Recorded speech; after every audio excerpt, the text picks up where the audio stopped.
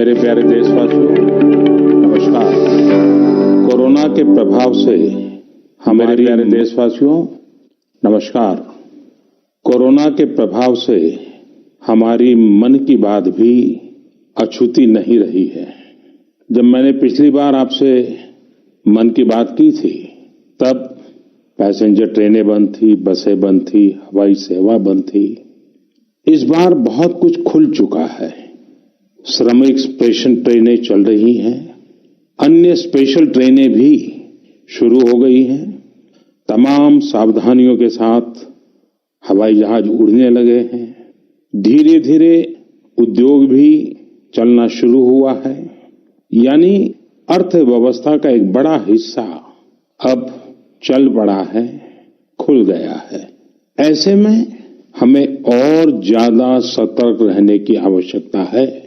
2 गज की दूरी का नियम हो, मुंह पर मास्क लगाने की बात हो सके वहां तक घर में रहना हो, ये सारी बातों का पालन, उसमें जरा भी ढिलाई नहीं बरतनी चाहिए।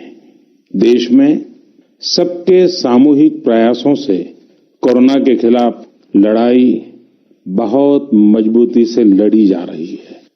जब हम दुनिया की तरफ देखते हैं तो हमें अनुभव होता है कि वास्तव में भारतवासियों की उपलब्धि कितनी बड़ी है।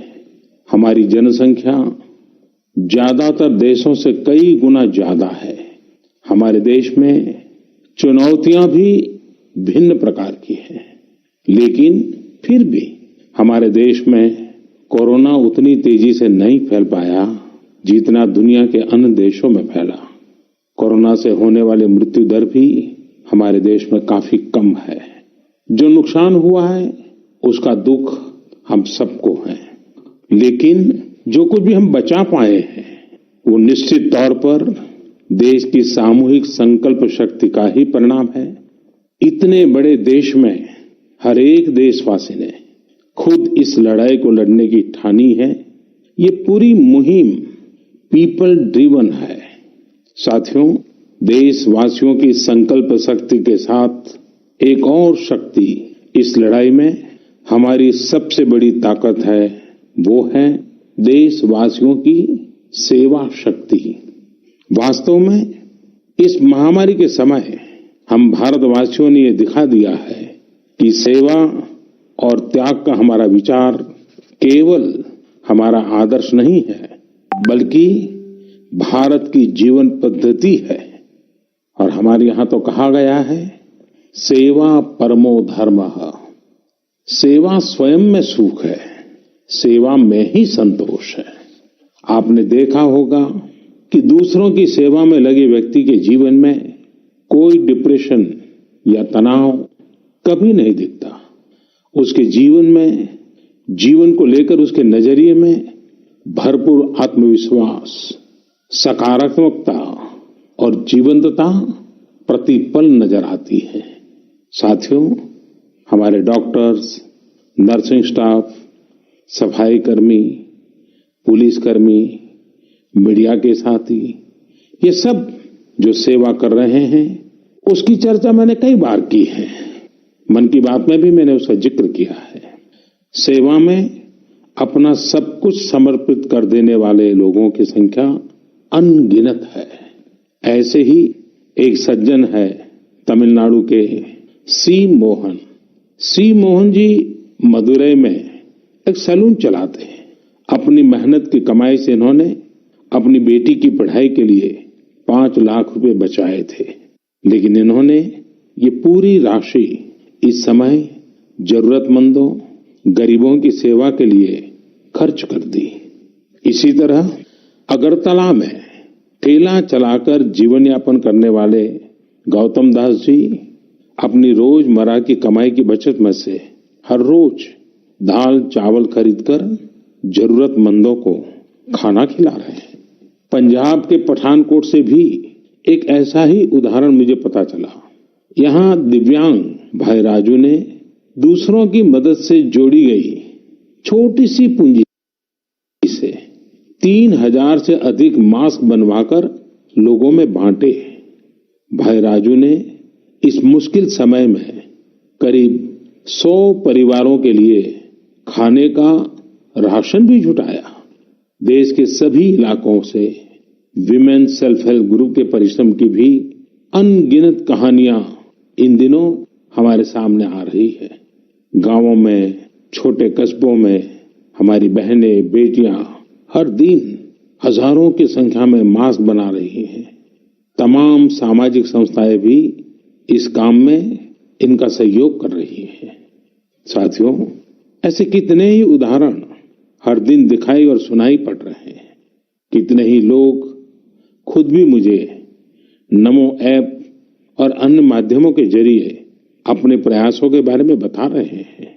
कई बार समय की कमी के चलते मैं बहुत से लोगों का, बहुत से संगठनों का, बहुत सी संस्थाओं का नाम नहीं ले पाता हूं।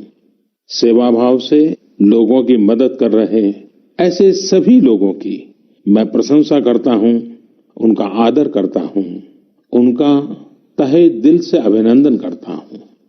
मेरे प्यारे देशवासियों, एक और बात जो मेरे मन को छू गई है वो है संकट की इस घड़ी में इनोवेशन। तमाम देशवासी गांवों से लेकर शहरों तक, हमारे छोटे व्यापारियों से लेकर स्टार्टअप तक, हमारी लैब्स कोरोना के खिलाफ लड़ाई में नए नए तरीके इजाद कर रहे हैं, नए नए इनोवेशन कर रहे हैं। जैसे नासिक के राजेंद्र यादव का उदाहरण बहुत दिलचस्प है। राजेंद्र जी नासिक में सतना गांव के किसान हैं। अपने गांव को कोरोना संक्रमण से बचाने के लिए उन्होंने अपने ट्रैक्टर से जोड़कर एक सैनिटाइजेशन मशीन बना ली है और ये इनोवेटिव मशीन बहुत प्रभावी तरीके से काम कर रही है। इसी तरह मैं सोशल मीडिया में कई तस्वीरें देख रहा था। कई दुकानदारों ने 2 गज की दूरी के लिए दुकान में बड़े पाइपलाइन लगा लिए हैं, जिसमें एक छोर से वो ऊपर से सामान डालते हैं और दूसरी छोर से ग्राहक अपना सामान ले लेते हैं। इस दौरान पढ़ाई के क्षेत्र में भी कई अलग अलग इनोवेशन शिक्षकों और छात्रों ने मिलकर किए हैं। ऑनलाइन क्लासेस, वीडियो क्लासेस, उसको भी अलग अलग तरीकों से इनोवेट किया जा रहा है। कोरोना की वैक्सीन पर हमारी लैब्स में जो काम हो रहा है उस पर तो दुनिया भर की नजर है और हम सबकी आशा भी।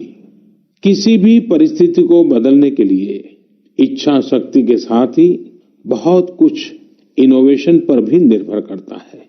हजारों सालों की मानव जात की यात्रा लगातार इनोवेशन से ही इतने आधुनिक दौर में पहुंची है। इसलिए इस महामारी पर जीत के लिए हमारी ये विशेष इनोवेशंस भी बहुत बड़ा आधार है। साथियों, कोरोना के खिलाफ लड़ाई का यह रास्ता लंबा है। एक ऐसी आपदा जिसका पूरी दुनिया के पास कोई इलाज ही नहीं है, जिसका कोई पहले का अनुभव भी नहीं है। तो ऐसे में नई नई चुनौतियां और उसके कारण परेशानियां हम अनुभव भी कर रहे हैं। ये दुनिया के हर कोरोना प्रभावित देश में हो रहा है और इसलिए भारत भी इससे अछूता नहीं है। हमारे देश में भी कोई वर्ग ऐसा नहीं है जो कठिनाई में न हो, परेशानी में न हो। और इस संकट की सबसे बड़ी चोट अगर किसी पर पड़ी है तो हमारे गरीब, मजदूर, श्रमिक वर्ग पर पड़ी है। उनकी तकलीफ, उनका दर्द, उनकी पीड़ा शब्दों में नहीं कही जा सकती। हम में से कौन ऐसा होगा जो उनकी और उनके परिवार की तकलीफों को अनुभव न कर रहा हो। हम सब मिलकर इस तकलीफ को, इस पीड़ा को बांटने का प्रयास कर रहे हैं। पूरा देश प्रयास कर रहा है। हमारे रेलवे के साथी दिन रात लगे हुए हैं। केंद्र हो, राज्य हो, स्थानीय स्वराज की संस्थाएं हो, हर कोई दिन रात मेहनत कर रहे हैं। जिस प्रकार रेलवे के कर्मचारी आज जुटे हुए हैं, वे भी एक प्रकार से अग्रिम पंक्ति में खड़े कोरोना वॉरियर्स ही है। लाखों श्रमिकों को ट्रेनों से और बसों से सुरक्षित ले जाना, उनके खाने पीने की चिंता करना, हर जिले में क्वारंटाइन केंद्रों की व्यवस्था करना, सभी की टेस्टिंग, चेकअप, उपचार की व्यवस्था करना, ये सब काम लगातार चल रहे हैं और बहुत बड़ी मात्रा में चल रहे हैं। लेकिन साथियों, जो दृश्य आज हम देख रहे हैं, इससे देश को अतीत में जो कुछ हुआ उसके अवलोकन और भविष्य के लिए सीखने का अवसर भी मिला है। आज हमारे श्रमिकों की पीड़ा में हम देश के पूर्वी हिस्से की पीड़ा को देख सकते हैं। जिस पूर्वी हिस्से में देश का ग्रोथ इंजन बनने की क्षमता है, जिसके श्रमिकों के बाहुबल में देश को नई ऊंचाई पर ले जाने का सामर्थ्य है, उस पूर्वी हिस्से का विकास बहुत आवश्यक है। पूर्वी भारत के विकास से ही देश का संतुलित आर्थिक विकास संभव है। देश ने जब मुझे सेवा का अवसर दिया, तभी से हमने पूर्वी भारत के विकास को प्राथमिकता दी है। मुझे संतोष है कि बीते वर्षों में इस दिशा में बहुत कुछ हुआ है और अब प्रवासी मजदूरों को देखते हुए बहुत कुछ नए कदम उठाना भी आवश्यक हो गया है और हम लगातार उस दिशा में आगे बढ़ रहे हैं। जैसे कहीं श्रमिकों की स्किल मैपिंग का काम हो रहा है, कहीं स्टार्टअप्स इस काम में जुटे हैं, कहीं माइग्रेशन कमीशन बनाने की बात हो रही है। इसके अलावा केंद्र सरकार ने अभी जो फैसले लिए हैं, उससे भी गांवों में रोजगार, स्वरोजगार, लघु उद्योगों से जुड़ी विशाल संभावनाएं खुली हैं। ये फैसले इन स्थितियों के समाधान के लिए हैं, आत्मनिर्भर भारत के लिए हैं। अगर हमारे गांव आत्मनिर्भर होते, हमारे कस्बे, हमारे जिले, हमारे राज्य आत्मनिर्भर होते, तो अनेक समस्याओं ने वो रूप नहीं लिया होता जिस रूप में वो आज हमारे सामने खड़ी है। लेकिन अंधेरे से रोशनी की ओर बढ़ना मानव स्वभाव है। तमाम चुनौतियों के बीच मुझे खुशी है कि आत्मनिर्भर भारत पर आज देश में व्यापक मंथन शुरू हुआ है। लोगों ने अब इसे अपना अभियान बनाना शुरू किया है। इस मिशन का नेतृत्व देशवासी अपने हाथ में ले रहे हैं। बहुत से लोगों ने तो ये भी बताया है कि उन्होंने जो जो सामान उनके इलाके में बनाए जाते हैं, उनकी एक पूरी लिस्ट बना ली है। ये लोग अब इन लोकल प्रोडक्ट्स को ही खरीद रहे हैं और वोकल फॉर लोकल को प्रमोट भी कर रहे हैं। मेक इन इंडिया को बढ़ावा मिले, इसके लिए सब कोई अपना अपना संकल्प जता रहा है। बिहार के हमारे एक साथी श्रीमान हिमांशु ने मुझे नमो ऐप पर लिखा है कि वो एक ऐसा दिन देखना चाहते हैं जब भारत विदेश से आने वाले आयात को कम से कम कर दे, चाहे पेट्रोल, डीजल, ईंधन का आयात हो, इलेक्ट्रॉनिक आइटम्स का आयात हो, यूरिया का आयात हो या फिर खाद्य तेल का आयात हो। मैं उनकी भावनाओं को समझता हूं। हमारे देश में कितनी ही ऐसी चीजें बाहर से आती हैं जिन पर हमारे ईमानदार टैक्स पेयर्स का पैसा खर्च होता है, जिनका विकल्प हम आसानी से भारत में तैयार कर सकते हैं। असम के सुदीप ने मुझे लिखा है कि वो महिलाओं के बनाए हुए लोकल बैम्बू प्रोडक्ट्स का व्यापार करते हैं और उन्होंने तय किया है कि आने वाले 2 वर्ष में वे अपने बैम्बू प्रोडक्ट को एक ग्लोबल ब्रांड बनाएंगे। मुझे पूरा भरोसा है आत्मनिर्भर भारत अभियान इस दशक में देश को नई ऊंचाई पर ले जाएगा। मेरे प्यारे देशवासियों, कोरोना संकट के इस दौर में मेरी विश्व के अनेक नेताओं से बातचीत हुई है, लेकिन मैं एक सीक्रेट जरूर आज बताना चाहूंगा। विश्व के अनेक नेताओं की जब बातचीत होती है तो मैंने देखा इन दिनों उनकी बहुत ज्यादा दिलचस्पी योग और आयुर्वेद के संबंध में होती है। कुछ नेताओं ने मुझसे पूछा कि कोरोना के इस काल में ये योग और आयुर्वेद कैसे मदद कर सकते हैं। साथियों, अंतर्राष्ट्रीय योग दिवस जल्द ही आने वाला है। योग जैसे जैसे लोगों के जीवन से जुड़ रहा है, लोगों में अपने स्वास्थ्य को लेकर जागरूकता भी लगातार बढ़ रही है। अभी कोरोना संकट के दौरान भी ये देखा जा रहा है कि हॉलीवुड से हरिद्वार तक घर में रहते हुए लोग योग पर बहुत गंभीरता से ध्यान दे रहे हैं। हर जगह लोगों ने योग और उसके साथ साथ आयुर्वेद के बारे में और ज्यादा जानना चाहा है, उसे अपनाना चाहा है। कितने ही लोग जिन्होंने कभी योग नहीं किया, वे भी या तो ऑनलाइन योग क्लास से जुड़ गए हैं या फिर ऑनलाइन वीडियो के माध्यम से भी योग सीख रहे हैं। सही में योग कम्युनिटी, इम्यूनिटी और यूनिटी सबके लिए अच्छा है। साथियों, कोरोना संकट के इस समय में योग आज इसलिए भी ज्यादा अहम है क्योंकि ये वायरस हमारे रेस्पिरेटरी सिस्टम को सबसे अधिक प्रभावित करता है। योग में तो रेस्पिरेटरी सिस्टम को मजबूत करने वाले कई तरह के प्राणायाम है, जिनका असर हम लंबे समय से देखते आ रहे हैं। ये टाइम टेस्टेड टेक्निक्स हैं, जिसका अपना अलग महत्व है। कपालभाति और अनुलोम विलोम प्राणायाम से अधिकतर लोग परिचित होंगे, लेकिन भस्त्रिका, शीतली, भ्रामरी जैसे कई प्राणायाम के प्रकार है, जिसके अनेक लाभ भी है। वैसे आपके जीवन में योग को बढ़ाने के लिए आयुष मंत्रालय ने भी इस बार एक अनोखा प्रयोग किया है। आयुष मंत्रालय ने माय लाइफ माय योग नाम से अंतर्राष्ट्रीय वीडियो ब्लॉग उसकी प्रतियोगिता शुरू की है। भारत ही नहीं, पूरी दुनिया के लोग इस प्रतियोगिता में हिस्सा ले सकते हैं। इसमें हिस्सा लेने के लिए आपको अपना 3 मिनट का एक वीडियो बना करके अपलोड करना होगा। इस वीडियो में आप जो योग या आसन करते हैं वो करते हुए दिखाना है और योग से आपके जीवन में जो बदलाव आया है उसके बारे में भी बताना है।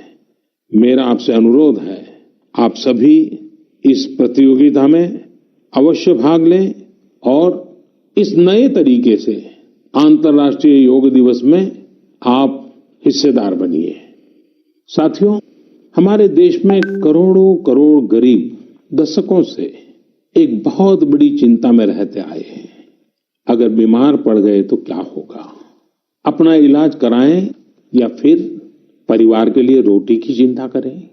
इस तकलीफ को समझते हुए इस चिंता को दूर करने के लिए ही करीब 1.5 साल पहले आयुष्मान भारत योजना शुरू की गई थी।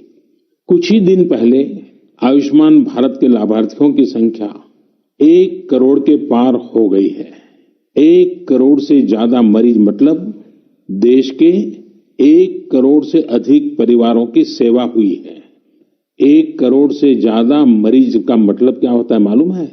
1 करोड़ से ज्यादा मरीज मतलब नॉर्वे जैसा देश, सिंगापुर जैसा देश, उसकी जो टोटल जनसंख्या है उससे 2 गुना लोगों को मुफ्त में इलाज दिया गया है। अगर गरीबों को अस्पताल में भर्ती होने के बाद इलाज के लिए पैसे देने पड़ते, इनका मुफ्त इलाज नहीं हुआ होता, तो उन्हें एक मोटा मोटा अंदाज है करीब करीब 14,000 करोड़ रुपए से भी ज्यादा अपनी जेब से खर्च करने पड़ते हैं। आयुष्मान भारत योजना ने गरीबों के पैसे खर्च होने से बचाए हैं। मैं आयुष्मान भारत के सभी लाभार्थियों के साथ साथ मरीजों का उपचार करने वाले सभी डॉक्टरों, नर्सेज और मेडिकल स्टाफ को भी बधाई देता हूं। आयुष्मान भारत योजना के साथ एक बहुत बड़ी विशेषता पोर्टेबिलिटी की सुविधा भी है। पोर्टेबिलिटी ने देश को एकता के रंग में रंगने में भी मदद की है। यानी बिहार का कोई गरीब अगर चाहे तो उसे कर्नाटका में भी वही सुविधा मिलेगी जो उसे अपने राज्य में मिलती। इसी तरह महाराष्ट्र का कोई गरीब चाहे तो उसे इलाज की वही सुविधा तमिलनाडु में मिलती। इस योजना के कारण किसी क्षेत्र में जहां स्वास्थ्य की व्यवस्था कमजोर है, वहां के गरीब को देश के किसी भी कोने में उत्तम इलाज कराने की सहूलियत मिलती है। साथियों, आप ये जानकर हैरान रह जाएंगे कि 1 करोड़ लाभार्थियों में से 80% लाभार्थी देश के ग्रामीण इलाकों के हैं। इनमें भी करीब करीब 50% लाभार्थी हमारी माताएं, बहनें और बेटियां हैं। इन लाभार्थियों में ज्यादातर लोग ऐसी बीमारियों से पीड़ित थे जिनका इलाज सामान्य दवाओं से संभव नहीं था। इनमें से 70% लोगों की सर्जरी की गई है। आप अनुमान लगा सकते हैं कि कितनी बड़ी तकलीफों से इन लोगों को मुक्ति मिली है। मणिपुर के चुराचांदपुर में 6 साल के बच्चे केलेनसांग, उसको भी इसी तरह आयुष्मान योजना से नया जीवन मिला है। केलेनसांग को इतनी छोटी उम्र में ब्रेन की गंभीर बीमारी हो गई। इस बच्चे के पिता दिहाड़ी मजदूर हैं और मां बुनाई का काम करती हैं। ऐसे में बच्चे का इलाज कराना बहुत कठिन हो रहा था, लेकिन आयुष्मान भारत योजना से अब उनके बेटे का मुफ्त इलाज हो गया है। कुछ इसी तरह का अनुभव पुडुचेरी की अमूर्था वल्ली जी का भी है। उनके लिए भी आयुष्मान भारत योजना संकट मोचक बनकर आई है। अमूर्था वल्ली जी के पति की हार्ट अटैक से दुखद मृत्यु हो चुकी है। उनके 27 साल के बेटे जीवा को भी हार्ट की बीमारी थी। डॉक्टर्स ने जीवा के लिए सर्जरी की सलाह दी थी, लेकिन दिहाड़ी मजदूरी करने वाले जीवा के लिए अपने खर्च से इतना बड़ा ऑपरेशन करवाना संभव ही नहीं था।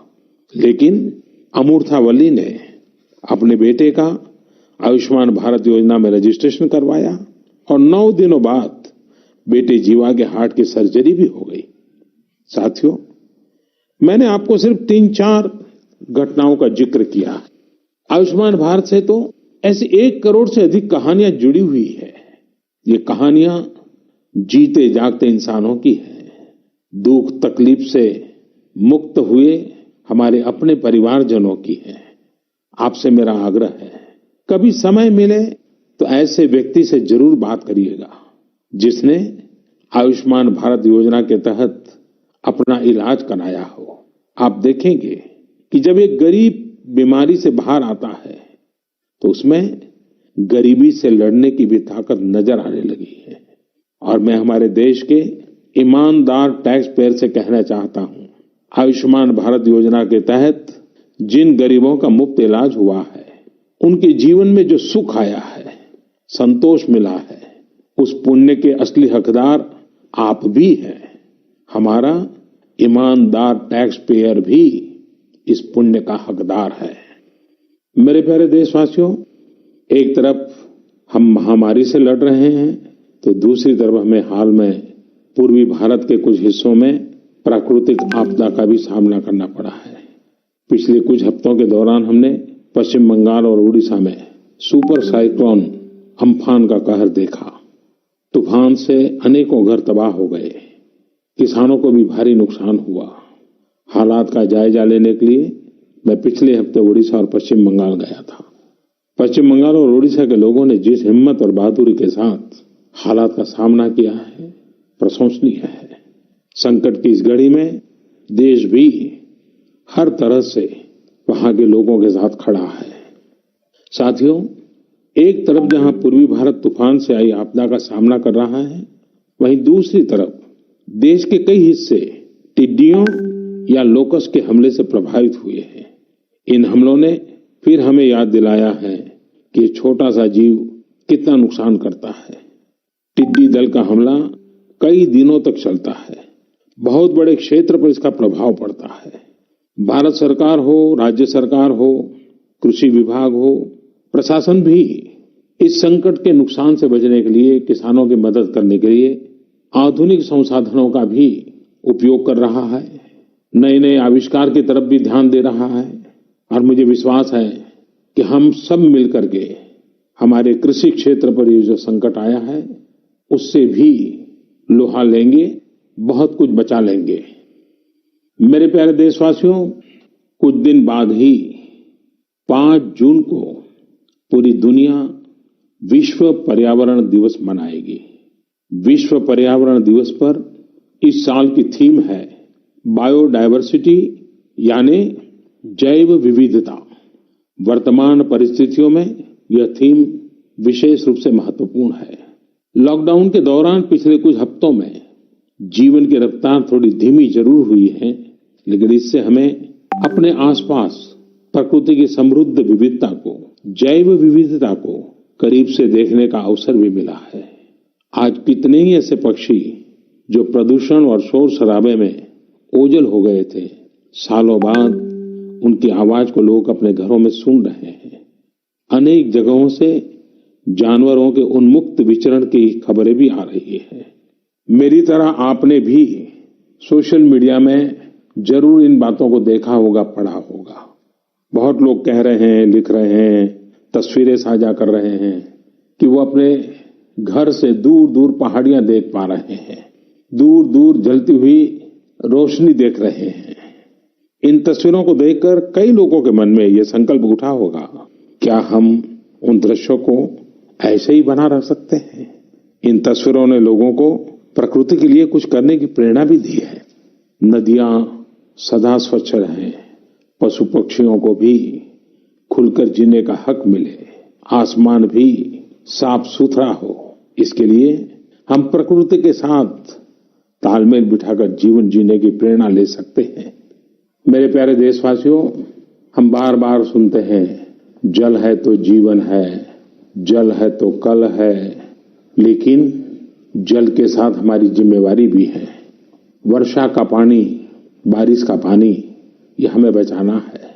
एक एक बूंद को बचाना है। गांव गांव वर्षा के पानी को हम कैसे बचाएं? परंपरागत बहुत सरल उपाय हैं। उन सरल उपाय से भी हम पानी को रोक सकते हैं। 5 दिन 7 दिन भी अगर पानी रुका रहेगा तो धरती माँ के पास बुझाएगा, पानी फिर जमीन में जाएगा, वही जल जीवन की शक्ति बन जाएगा।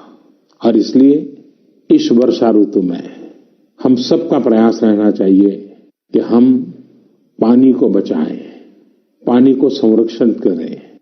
मेरे प्यारे देशवासियों, स्वच्छ पर्यावरण सीधे हमारे जीवन, हमारे बच्चों के भविष्य का विषय है। इसलिए हमें व्यक्तिगत स्तर पर भी इसकी चिंता करनी होगी। मेरा आपसे अनुरोध है कि इस पर्यावरण दिवस पर कुछ पेड़ अवश्य लगाएं और प्रकृति की सेवा के लिए कुछ ऐसा संकल्प अवश्य लें जिससे प्रकृति के साथ आपका हर दिन का रिश्ता बना रहे। हाँ, गर्मी बढ़ रही है, इसलिए पक्षियों के लिए पानी का इंतजाम करना मत भूलिएगा।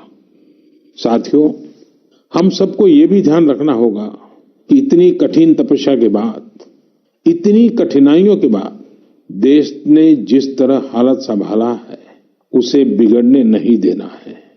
हमें इस लड़ाई को कमजोर नहीं होने देना है। हम लापरवाह हो जाएं, सावधानी छोड़ दें, ये कोई विकल्प नहीं है। कोरोना के खिलाफ लड़ाई अब भी उतनी ही गंभीर है। आपको, आपके परिवार को कोरोना से अभी भी उतना ही गंभीर खतरा हो सकता है। हमें हर इंसान की जिंदगी को बचाना है। इसलिए 2 गज की दूरी, चेहरे पर मास्क, हाथों को धोना, इन सब सावधानियों का वैसे ही पालन करते रहना है जैसे अभी तक करते आए हैं। मुझे पूरा विश्वास है कि आप अपने लिए, अपनों के लिए, अपने देश के लिए ये सावधानी जरूर रखेंगे। इसी विश्वास के साथ आपके उत्तम स्वास्थ्य के लिए मेरी हार्दिक शुभकामनाएं हैं। अगले महीने फिर एक बार मन की बात अनेक नए विषयों के साथ जरूर करेंगे। धन्यवाद।